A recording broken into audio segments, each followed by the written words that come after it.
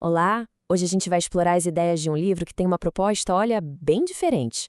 Põe o céu para trabalhar, da Jean Slatter. A ideia principal é simples, mas ao mesmo tempo é bem radical. Pensa só, e se a ajuda espiritual não fosse só para aquelas grandes crises, mas também para os perrengues do dia a dia? Pois é, quem nunca se sentiu assim, né? Aquela pressão das contas chegando, a agenda que não fecha, as pequenas coisinhas que dão errado, sabe? Muitas vezes a sensação é que a gente está sozinho no barco, remando contra uma maré de tarefas sem fim. E parece que para essas coisas mais banais, mundanas, não tem para quem pedir ajuda lá em cima. Então, é exatamente essa sensação de desconexão que o livro aponta como o grande problema. Sabe, existe um abismo entre a gente acreditar que existe um plano espiritual e, de fato, usar essa força para coisas práticas. Tipo, para ajudar a pagar as contas, para aliviar o estresse, ou só para ter um dia um pouco mais leve.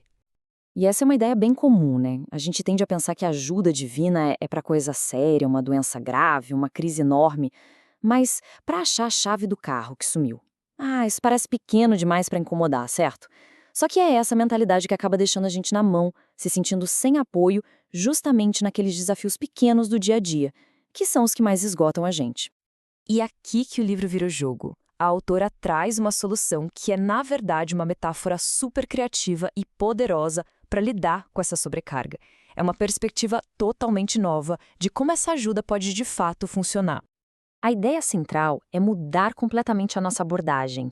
Em vez de só pedir ajuda de um jeito vago, tipo, ah, por favor, me ajuda, o livro propõe que a gente contrate especialistas espirituais para tarefas bem específicas.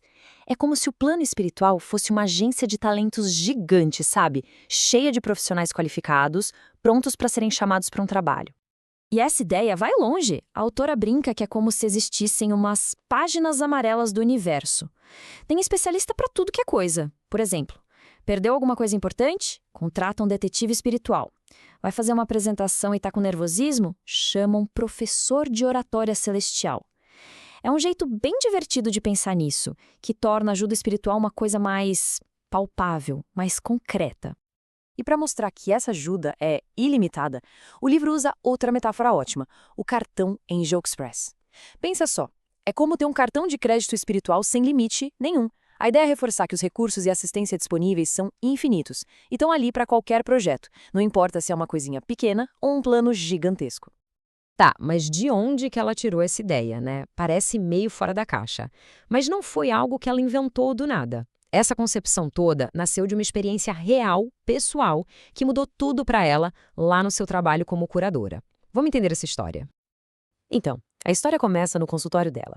Ela estava atendendo um paciente, o Sam, e tinha um mistério ali. Ela identificou um desequilíbrio energético em 5 neurotransmissores dele, mas só conseguia saber quais eram 4. O quinto era uma incógnita total. Aí, do nada, no meio da sessão, o paciente, o Sam, vira e pergunta: Escuta, histamina é um neurotransmissor? Imagina a cena. Para ela, aquilo foi muito estranho. Como que um paciente leigo ia saber uma coisa tão específica assim? A primeira reação dela foi, claro, a de uma profissional.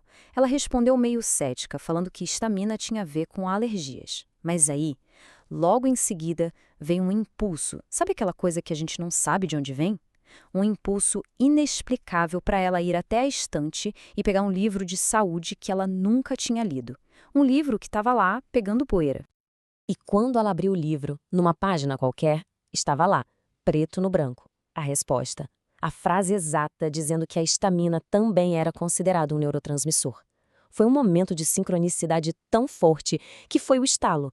Para ela, aquilo foi a prova de que não estava trabalhando sozinha, que tinha uma ajuda invisível ali atuando. Foi ali que nasceu a ideia da equipe espiritual.